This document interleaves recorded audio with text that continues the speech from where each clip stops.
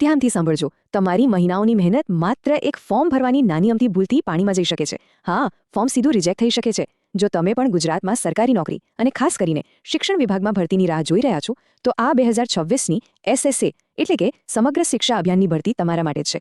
Government IQ Gujarat પર તમારું સ્વાગત છે. આ કોઈ સામાન્ય અપડેટ નથી. આ એક્સપ્લેનરમાં એક એવી સિક્રેટ માહિતી છુપાયેલી છે જે તમારું સિલેક્શન નક્કી કરી શકે છે. તો મારી સાથે છેલ્લે સુધી જોડાયેલા રહેજો. સૌથી પહેલા આ આંકડો તમારા મગજમાં ફિટ કરી લો. 256. જી હા, કુલ 256 જગ્યાઓ માટે આ ઓફિશિયલ નોટિફિકેશન બહાર પડ્યું છે. ગુજરાતના ઘણા ઉમેદવારો માટે આ એક લાઈફ ચેન્જિંગ તક છે. હવે કઈ લાયકાત પર કઈ પોસ્ટ મળશે એ આપણે બહુ જ સરળ ભાષામાં સમજીશું. આજના પ્લેબુકમાં આપણે સીધી અને સચોટ વાત કરીશું. કઈ તારીખ પહેલા ફોર્મ ભરવાનું છે, 3 સૌથી મોટી પોસ્ટની લાયકાતો શું છે, અને વિડીયોના અંતે હું તમને 100 પોઈન્ટ મેરિટનું ગણિત સમજાવીશ. ગવર્મેન્ટ IQ ગુજરાતનો હંમેશા એ જ પ્રયાસ રહે છે કે તમારો કિંમતી સમય બચે અને ઓફિશિયલ માહિતી તમને સૌથી પહેલા મળે. ચાલો, ટાઈમ વેસ્ટ કર્યા વગર સીધા સેક્શન 1 પર જઈએ. આ ભરતીનો ઓવરવ્યૂ અને સૌથી ક્રિટિકલ ડેડલાઇન્સ. મિત્રો, સમય બહુ જ ઓછો છે. 27 મે 2026ના રોજ બપોરે 2 વાગ્યાથી SSAની વેબસાઇટ પર ઓનલાઈન અરજી શરૂ થશે અને છેલ્લી તારીખ છે 5 જૂન 2026. બસ આટલો જ સમય છે. જો આ તારીખો ચૂકી ગયા તો આખી તક હાથમાંથી ગઈ સમજજો. અત્યારે જ આ તારીખ કેલેન્ડરમાં સેવ કરી લો. હવે આ ગોલ્ડન રૂલ ધ્યાનથી સાંભળજો. ઘણા લોકો હોશિયારી મારીને એક જ પોસ્ટ માટે 2-3 ફોર્મ ભરે છે.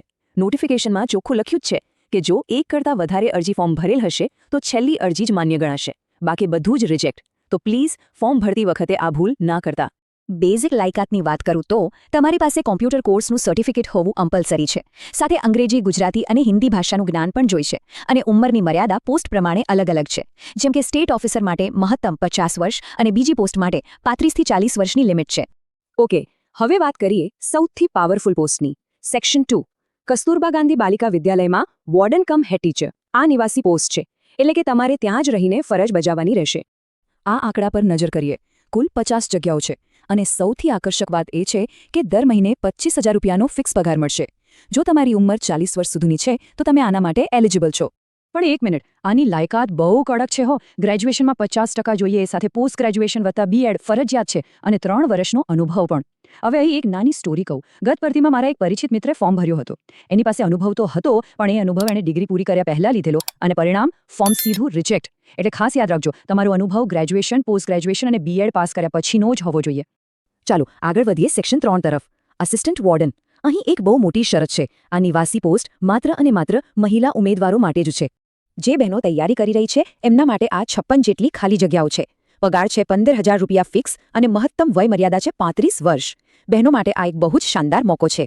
લાયકાતની વાત કરીએ તો ઓછામાં ઓછા 45% સાથે ગ્રેજ્યુએશન અને B.Ed કરેલું હોવું જોઈએ, પ્લસ શિક્ષણ ક્ષેત્રમાં 1 વર્ષનો અનુભવ. અને હા, ગવર્મેન્ટ IQ ગુજરાતના સબસ્ક્રાઇબર્સ આ વાત ખાસ મગજમાં બેસાડી લે. આ 1 વર્ષનો અનુભવ પણ ડિગ્રી અને B.Ed પૂરા કર્યા પછીનો જ હોવો જોઈએ. હવે જોઈએ સેક્શન 4. એકાઉન્ટન્ટ એટલે કે હિસાબનીશની પોસ્ટ. આમાં તમારે ત્યાં રહેવાનું નથી. આ બિન નિવાસી પોસ્ટ છે અને નોટિફિકેશન પ્રમાણે આ પણ માત્ર મહિલાઓ માટે જ રિઝર્વ્ડ છે. અહીં ખાસ નોંધ લો, સૌથી વધુ જગ્યાઓ આ જ પોસ્ટ માટે છે. કુલ 64 વેકેન્સી.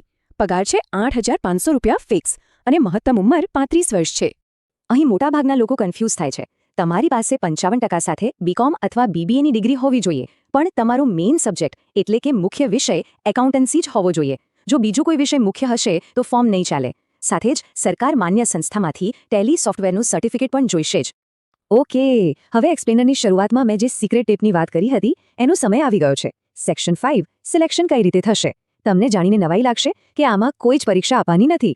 જી હા, સિલેક્શન પૂરેપૂરું 100 માર્કના મેરિટ બેઝ પર થશે. ચાલો આ મેરિટનું ગણિત ડીકોડ કરીએ. જો તમે વોર્ડન કમ હેડ ટીચર માટે એપ્લાય કરો છો તો ગ્રેજ્યુએશનના માર્ક્સના 50%, પોસ્ટ ગ્રેજ્યુએશનના 25%, B.Edના 15% અને અનુભવના વધુમાં વધુ 10 માર્ક્સ ગણાશે, જેમાં દર વર્ષના અનુભવનો 1 માર્ક મળશે. આ બધું ભેગું કરીને 100 માર્કમાંથી તમારું ફાઇનલ મેરિટ બનશે. જ્યારે આસિસ્ટન્ટ વોર્ડન માટે ગણિત થોડું અલગ છે. અહીં ગ્રેજ્યુએશનના 50% તો છે જ, પણ B.Edને વધારે ભાર અપાયો છે. એના 25% ગણાશે. જો તમે પોસ્ટ ગ્રેજ્યુએશન કર્યું છે તો એના 15% રહેશે અને અનુભવના પેલા 10 માર્ક. આ ગણતરી પ્રમાણે અત્યારથી જ તમારી ટકાવારી કાઢી લેજો. અને સૌથી સિમ્પલ ગણતરી એકાઉન્ટન્ટ માટે છે. તમારા BCom અથવા BBAમાં જે માર્ક્સ આવ્યા છે એના સીધા 70% અને ટેલી કોર્સના માર્ક્સના 30%. બસ આ 2 વસ્તુઓ ભેગી કરો એટલે 100 માર્કનું મેરિટ તૈયાર છે ને. એકદમ સિમ્પલ. તો હવે મને કહો, શું તમારા બધા કમ્પલસરી ડોક્યુમેન્ટ્સ, કોમ્પ્યુટર અને ટેલીના સર્ટિફિકેટ્સ 5 જૂનની ડેડલાઇન પહેલા તૈયાર છે ખરા, અત્યારે જ તમારી ફાઇલ ખોલો અને ચેક કરી લો. જો આ એક્સપ્લેનરથી તમને થોડી પણ મદદ મળી હોય તો તમારો કિંમતી સમય બચાવવા માટે ગવર્મેન્ટ આઈક્યુ ગુજરાત ચેનલને અત્યારે જ સબસ્ક્રાઇબ કરો અને બેલ આઇકન જરૂર દબાવી દો.